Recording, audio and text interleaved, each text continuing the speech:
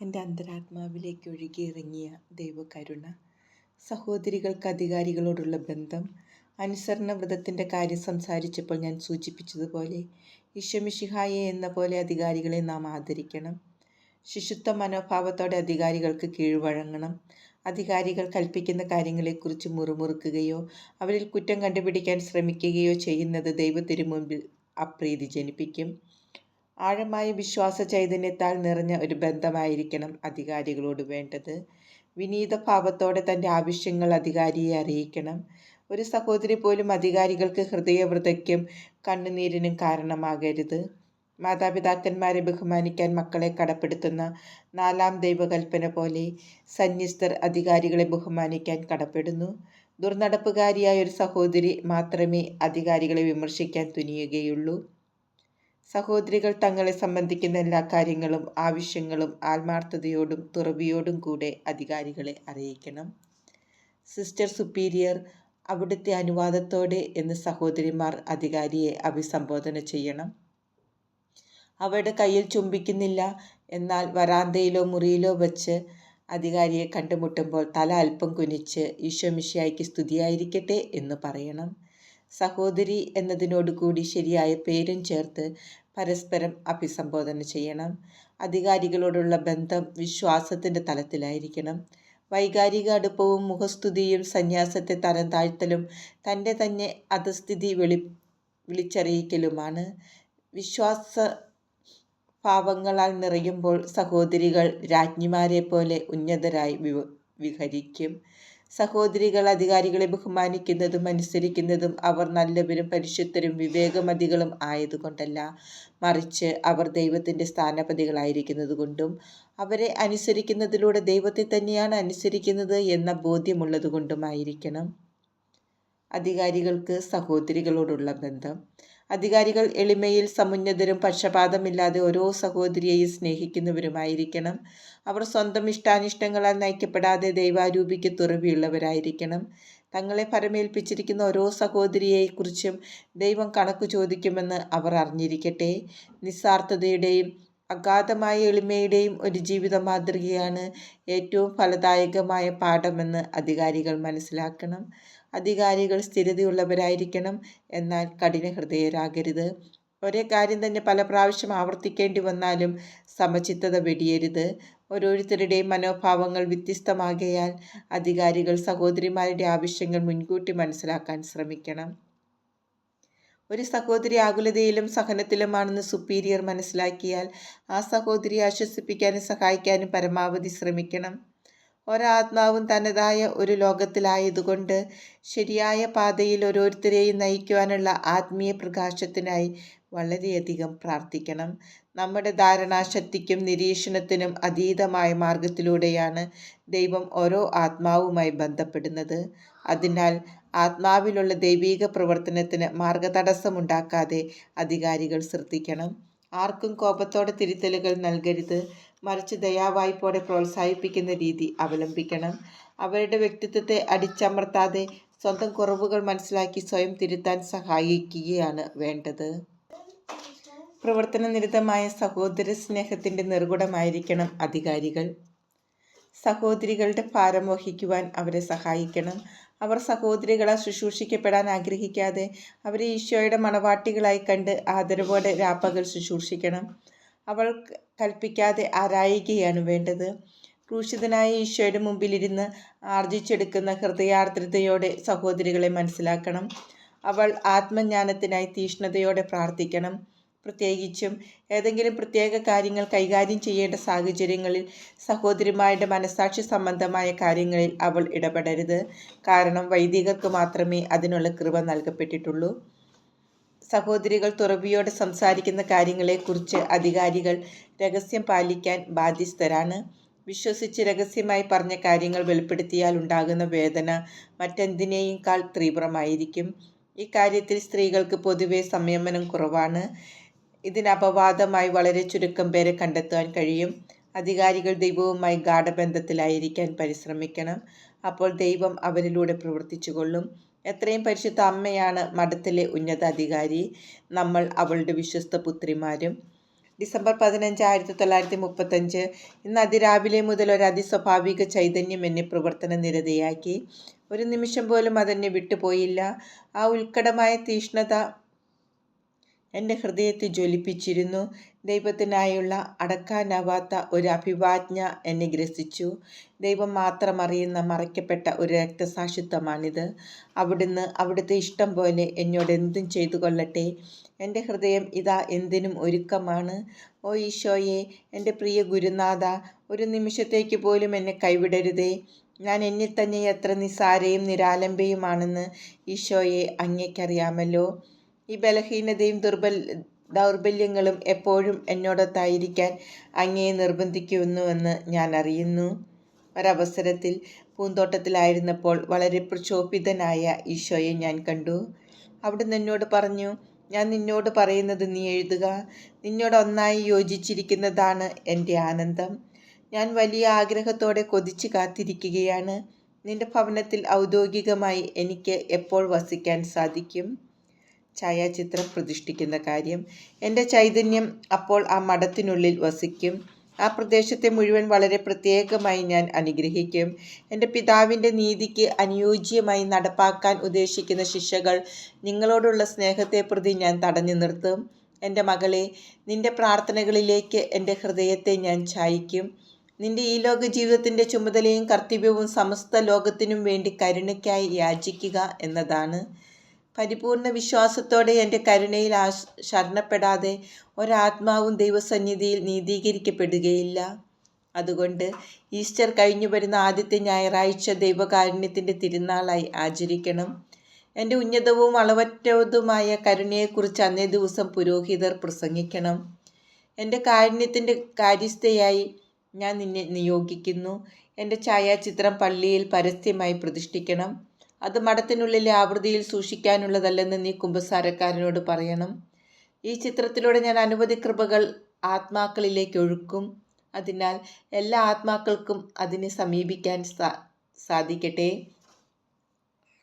ഓ എൻ്റെ ഈശോയെ, സനാതന സത്യമേ, കഷ്ടതകളോ സഹനങ്ങളോ എന്നെ ഭയപ്പെടുത്തുന്നില്ല. ഞാൻ അങ്ങയെ വേദനിപ്പിക്കുമോ എന്ന് മാത്രമേ എനിക്ക് ഭയമുള്ളൂ. എൻ്റെ ഈശോയെ, അങ്ങയെ സങ്കടപ്പെടുത്തുന്നതിന് മുമ്പ് മരിക്കുവാൻ ഞാൻ സന്നദ്ധയാണ്. ഈശോയെ, അങ്ങ് മാത്രമാണ് എൻ്റെ സ്നേഹവിഷയം എന്ന് അങ്ങേക്കറിയാമല്ലോ.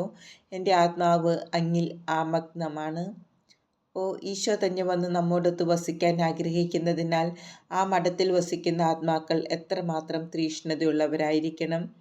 എല്ലാവരും ഓർത്തിരിക്കുക, നമ്മൾ സന്യസ്തർ ദൈവത്തിരുമുമ്പിൽ മധ്യസ്ഥത വഹിച്ചില്ലെങ്കിൽ ആരത് ചെയ്യും?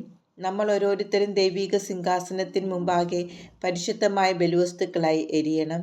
എന്നാൽ അവ ദൈവത്തിന് പ്രസാദകരമാകണമെങ്കിൽ നാം ഈശോയുമായി ഗാഢ ഐക്യത്തിലായിരിക്കണം. ഈശോയോടൊപ്പവും ഈശോയിലും ഈശോ വഴിയും മാത്രമേ നമുക്ക് ദൈവത്തെ പ്രസാദിപ്പിക്കാൻ സാധിക്കുകയുള്ളൂ. ഡിസംബർ 21, 1935. ഒരു ദിവസം എൻ്റെ കുമ്പസാരക്കാരൻ ഫാദർ സൊപ്പോച്കോ ദർശനത്തിൽ ഞാൻ കണ്ട കെട്ടിടം തന്നെയാണോ എന്ന് ഉറപ്പുവരുത്തുന്നതിനു വേണ്ടി ഒരു പ്രത്യേക കെട്ടിടം പോയി കാണുവാൻ ആവശ്യപ്പെട്ടപ്പോൾ ഞാൻ അദ്ദേഹത്തോടൊപ്പം പോയി. ഒറ്റ നോട്ടത്തിൽ തന്നെ ദർശനത്തിൽ കണ്ട ഭവനം തന്നെയാണിതെന്ന് വ്യക്തമായി. വാതിലുകളുടെ സ്ഥാനത്ത് തറച്ചു വച്ചിരുന്ന പലകകളെ ഞാൻ സ്പർശിച്ച നിമിഷം തന്നെ മിന്നൽ പിണർ പോലെ ഒരു ശക്തി എൻ്റെ ആത്മാവിൽ നിറഞ്ഞു. അചഞ്ചലമായ ഒരു നിശ്ചയദാർഢ്യം എനിക്ക് ലഭിച്ചു. ഹൃദയം നിറയെ ആനന്ദത്തോടെ ഞാൻ അവിടെ നിന്ന് പെട്ടെന്ന് തിരിച്ചു പോന്നു. കാരണം ഏതോ അജ്ഞാത ശക്തി എന്നെ അവിടെ ബന്ധിച്ചിരുന്നത് പോലെ തോന്നി. ദർശനത്തിലേതുപോലെ എല്ലാ കാര്യങ്ങളും പൂർണ്ണമായി യോജിച്ചതായി കണ്ട് ഞാൻ സന്തോഷിച്ചു. ആ കെട്ടിടത്തിലെ കൊച്ചുമുറികളും മറ്റ് കാര്യങ്ങളും ക്രമീകരിക്കുന്നതിനെക്കുറിച്ച് കുമ്പസാരക്കാരൻ സംസാരിച്ചപ്പോൾ എല്ലാം ഈശോ എന്നോട് പറഞ്ഞതുപോലെ തന്നെയാണ് എന്ന് ഞാൻ അനുസ്മരിച്ചു. എൻ്റെ കുമ്പസാരക്കാരനിലൂടെ ദൈവം ഇങ്ങനെയൊക്കെ പ്രവർത്തിക്കുന്നത് കണ്ട് ഞാൻ ആനന്ദിച്ചു. അനന്തജ്ഞാനമായ ദൈവം വിനീതവും നിർമ്മലവുമായ ആത്മാക്കളിൽ വസിക്കുന്നു. അതിനാൽ എല്ലാ കാര്യങ്ങളെക്കുറിച്ചും അദ്ദേഹത്തിന് വ്യക്തമായ ആന്തരിക പ്രകാശം ലഭിച്ചിരുന്നു. അങ്ങനെ തൻ്റെ ആന്തരിക പരിശുദ്ധി വിളിച്ചറിയിക്കുന്ന രീതിയിൽ കഷ്ടതകളിലും ബുദ്ധിമുട്ടുകളിലും കൂടി അദ്ദേഹം കടന്നുപോയി. ഞാൻ തിരിച്ചു വന്നു. ഞങ്ങളുടെ ചാപ്പലിൽ അല്പസമയം ശാന്തമായിരുന്നു. അപ്പോൾ ഈ ആന്തരിക ശബ്ദം ഞാൻ ശ്രവിച്ചു. ഒന്നിനെക്കുറിച്ചും ആകുലപ്പെടേണ്ട, ഞാൻ നിൻ്റെ കൂടെയുണ്ട്. ഈ കാര്യങ്ങളെല്ലാം എൻ്റെ കരങ്ങളിലാണ്. എൻ്റെ കൃപയ്ക്കനുസൃതമായി എല്ലാ കാര്യങ്ങളും ഞാൻ ഫലപ്രാപ്തിയിലെത്തിക്കും. കാരണം എൻ്റെ ഇഷ്ടത്തിന് വിരുദ്ധമായി ഒന്നും സംഭവിക്കുകയില്ല. ക്രിസ്മസിൻ്റെ തലേരാത്രി 1935 പ്രഭാതം മുതൽ ഞാൻ ദൈവീക ചൈതന്യത്തിൽ ആമഗ്നയായിരുന്നു. അവിടുത്തെ സാന്നിധ്യം എന്നിൽ നിറഞ്ഞു നിന്നിരുന്നു. രാത്രി ഞാൻ അവിടുത്തെ സന്നിധിയിൽ അണഞ്ഞ് എന്നിൽ നിന്ന് അകലെ കഴിയുന്നവരും ഈശോ ഒത്തിരി സ്നേഹിക്കുന്നവരും ഞാൻ ഒത്തിരി കടപ്പെട്ടിരിക്കുന്നവരുമൊക്കെയായി ക്രിസ്മസ് കേക്ക് ആത്മനാ പങ്കുവച്ചു. അപ്പോൾ ഒരു പ്രത്യേക വ്യക്തിയുമായി ആത്മീയമായി ക്രിസ്മസ് കേക്ക് പങ്കുവച്ചു കൊണ്ടിരുന്നപ്പോൾ ഒരു ശബ്ദം എൻ്റെ ആത്മാവിൽ ശ്രവിച്ചു. അവൻ്റെ ഹൃദയം എനിക്ക് ഭൂമിയിലെ സ്വർഗമാണ്. ഞാൻ ചാപ്പലിൽ നിന്ന് പുറത്ത് കടക്കുമ്പോൾ പെട്ടെന്ന് ദൈവത്തിൻ്റെ അനന്തപ്രതാപം എന്നെ വലയം ചെയ്തു. എത്രയധികമായി ദൈവം നമ്മെ സ്നേഹിക്കുന്നുവെന്ന് ഞാൻ അനുഭവിച്ചു. എല്ലാവരും അല്പമെങ്കിലും ഇത് മനസ്സിലാക്കുകയും അനുഭവിക്കുകയും ചെയ്തിരുന്നെങ്കിൽ. ക്രിസ്മസ് ദിവസം പാതിരാ കുർബാന വിശുദ്ധ കുർബാനയുടെ സമയത്ത് വളരെ തേജസ്വിയും സന്തോഷവാനുമായി ഉണ്ണീശോ തൻ്റെ കുഞ്ഞിളം കരങ്ങൾ എൻ്റെ നേരെ നീട്ടിക്കൊണ്ട് എനിക്ക് കാണപ്പെട്ടു. വിശുദ്ധ കുർബാന സ്വീകരണാനന്തരം ഈ വാക്കുകൾ ഞാൻ ശ്രവിച്ചു. ഞാൻ എപ്പോഴും നിൻ്റെ ഹൃദയത്തിലുണ്ട്. ദിവ്യകാരുണ്യം സ്വീകരിക്കുമ്പോൾ മാത്രമല്ല, എപ്പോഴും. ഈ തിരുനാൾ ദിനങ്ങൾ വളരെ സന്തോഷത്തോടെ ഞാൻ ചെലവഴിച്ചു. ഓ പരിശുദ്ധ ത്രിത്വമേ, നിത്യനായ ദൈവമേ, അവിടുത്തെ മഹിമ പ്രതാപത്താൽ എൻ്റെ അരൂപി നിമഗ്നയാകുന്നു. ഓ അനന്ത നിത്യതയെ, അങ്ങ് കാലങ്ങൾക്ക് അതീതനാണ്. ഓ അവിടുന്ന് എത്രയോ മഹോന്നതനാണ്. ഈശോയെ, എന്തുകൊണ്ടാണ് അങ്ങേ പ്രതാപം അവിടുന്ന് മറച്ചു വച്ചിരിക്കുന്നത്? എന്തുകൊണ്ടാണ് അവിടുത്തെ സ്വർഗീയ സിംഹാസനം ഉപേക്ഷിച്ച് ഞങ്ങളോടൊത്ത് വസിക്കുന്നത്? കർത്താവ് എനിക്ക് ഉത്തരമരുളി, എൻ്റെ മകളെ, സ്നേഹമാണ് എന്നെ ഇവിടെ കൊണ്ടുവന്നത്. സ്നേഹമാണ് എന്നെ ഇവിടെ പിടിച്ചു നിർത്തുന്നത്. എൻ്റെ മകളെ, എന്നോടുള്ള നിർമ്മല സ്നേഹത്താൽ പ്രേരിതമായി ചെയ്യുന്ന ഒരു ചെറിയ പ്രവൃത്തിക്ക് പോലും ലഭിക്കുന്ന വലിയ പ്രതിഫലവും യോഗ്യതകളും മനസ്സിലാക്കിയാൽ സന്തോഷത്താൽ നീ മരിച്ചു പോകും. ഞാനിത് പറയുന്നത് നീ എപ്പോഴും എന്നോട് ഗാഢമായ സ്നേഹത്തിൽ ഐക്യപ്പെട്ടിരിക്കാൻ വേണ്ടിയാണ്. എന്തെന്നാൽ ഇതാണ് നിന്റെ ആത്മസാക്ഷാത്കാരം. ഈ പ്രവൃത്തി നിന്റെ സ്വതന്ത്ര മനസ്സിൻ്റെ പ്രവർത്തനമാണ്. പരിശുദ്ധമായ ആത്മാവ് വിനീതമാണെന്നറിയുക. എൻ്റെ മഹിമ പ്രതാപത്തിന് മുമ്പിൽ നീ നിന്നെ തന്നെ എളിമപ്പെടുത്തുകയും ശൂന്യമാക്കുകയും ചെയ്യുമ്പോൾ എൻ്റെ കൃപകളാൽ നിന്നെ നിറച്ച് എൻ്റെ ശക്തിയാൽ ഞാൻ നിന്നെ വലിയവളാക്കും.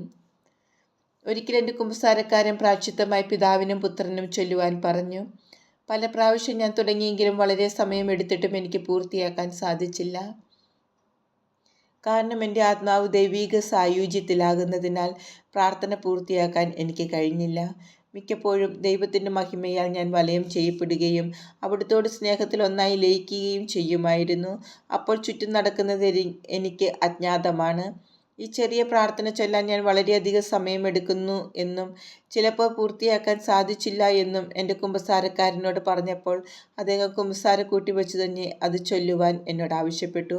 എന്നാൽ ഞാൻ പൂർണ്ണമായും ദൈവൈക്യത്തിലാവുകയും എത്ര ശ്രമിച്ചിട്ടും പ്രാർത്ഥന തുടങ്ങുവാൻ സാധിക്കാതെ വരികയും ചെയ്തു. അപ്പോൾ കുമ്പസാരക്കാരൻ അദ്ദേഹം ചൊല്ലിത്തരുന്നത് ഏറ്റു ചൊല്ലുവാൻ എന്നോട് ആവശ്യപ്പെട്ടു. ഞാൻ എല്ലാ വാക്കുകളും ഏറ്റു പറഞ്ഞു. എന്നാൽ ഓരോ വാക്കും ഉച്ചരിച്ചപ്പോൾ ഞാൻ പേര് പറയുന്ന വ്യക്തിയിൽ ഞാൻ ആമഗ്നയായി. ഒരവസരത്തിൽ ഒരു പ്രത്യേക പുരോഹിതനെക്കുറിച്ച്, മിക്കവാറും ഫാദർ സൊപ്പോച്കോ, കർത്താവ് എന്നോട് പറഞ്ഞു, ഈ വർഷം അദ്ദേഹത്തിൻ്റെ പൗരോഹിത്യ ജീവിതത്തിൻ്റെ മനോഹര കാലഘട്ടമായിരിക്കും. സഹനത്തിൻ്റെ ദിവസങ്ങൾ ദൈർഘ്യമേറിയതായി തോന്നും.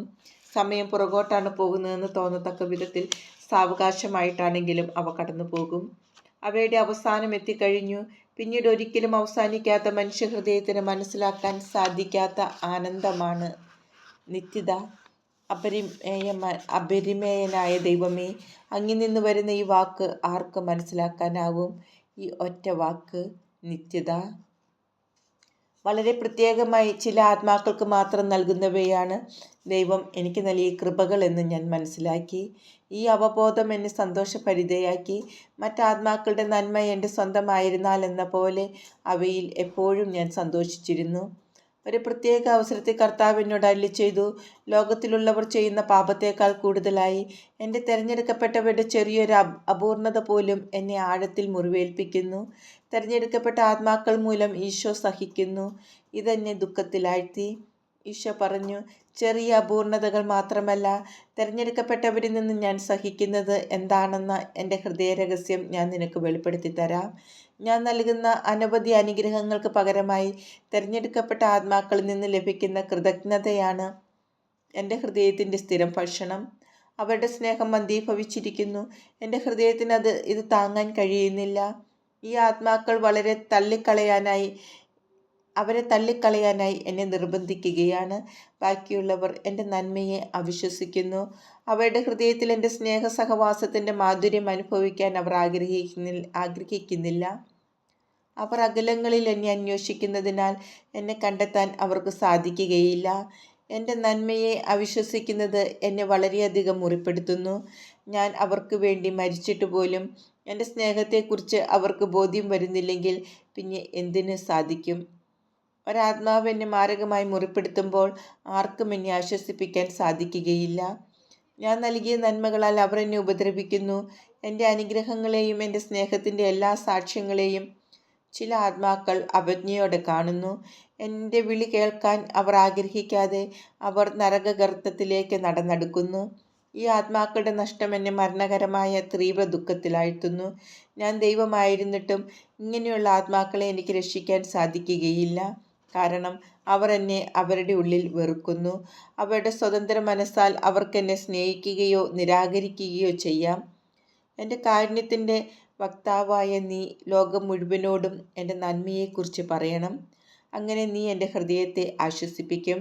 ഹൃദയത്തിൻ്റെ അഗാധതയിൽ നീ എന്നോട് സംസാരിക്കുമ്പോൾ കൂടുതൽ കാര്യങ്ങൾ ഞാൻ പറഞ്ഞു തരാം. അവിടെ ആരും എൻ്റെ പ്രവൃത്തികളെ തടയുകയില്ലല്ലോ. അടച്ചുപൂട്ടപ്പെട്ട ഉദ്യാനത്തിലെന്ന പോലെ ഞാൻ അവിടെ വിശ്രമിക്കും. എൻ്റെ അന്തരാത്മാവും ഞാനും എൻ്റെ ദൈവവും മാത്രമുള്ള അതിഗംഭീരമായ രാജകീയ മന്ദിരമാണ്. ദൈവത്തിനല്ലാതെ മറ്റൊന്നിനും അവിടെ പ്രവേശനമില്ല. ഈ ദൈവീക സഹവാസത്തിൻ്റെ ആദ്യഘട്ടത്തിൽ എനിക്കാകെ വിസ്മയവും അത്ഭുതവുമായിരുന്നു. അവിടുത്തെ തേജസ്സിനാൽ ഞാൻ അന്ധയായിപ്പോയി. അവിടുന്ന് എൻ്റെ ഉള്ളിലില്ലെന്ന് ഞാൻ കരുതി. പക്ഷെ ആ സമയങ്ങളിൽ അവിടുന്ന് എൻ്റെ ആത്മാവിൽ പ്രവർത്തന നിരതനായിരുന്നു. എന്നിലെ സ്നേഹത്തെ വിശുദ്ധീകരിച്ച് ശക്തിപ്പെടുത്തി അവിടുത്തെ തിരുമനസ്സിനോട് എൻ്റെ മനസ്സിനെ അവിടുന്ന് പൂർണ്ണമായും യോജിപ്പിക്കുന്നു. ആത്മീയ രമ്യഹർമ്മത്തിൽ പ്രിയനോടുകൂടിയുള്ള എൻ്റെ സഹവാസത്തെക്കുറിച്ച് ആർക്കും ഒട്ടും മനസ്സിലാക്കാൻ സാധിക്കുകയില്ല. ബാഹ്യമായ ഒരു കാര്യവും ഈ ആത്മീയ ഐക്യത്തിന് തടസ്സമായില്ല.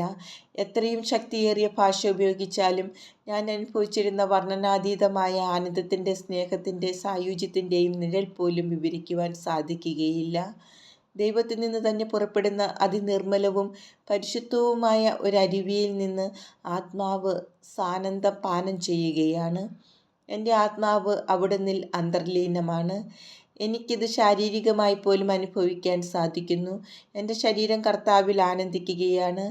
ഇത് ദൈവത്തിൽ നിന്ന് തന്നെ വരുന്ന സ്പർശങ്ങളാണെങ്കിലും എൻ്റെ ആത്മാവിൽ പലപ്പോഴും പല അളവിലാണ് ഇത് അനുഭവപ്പെടുന്നത്.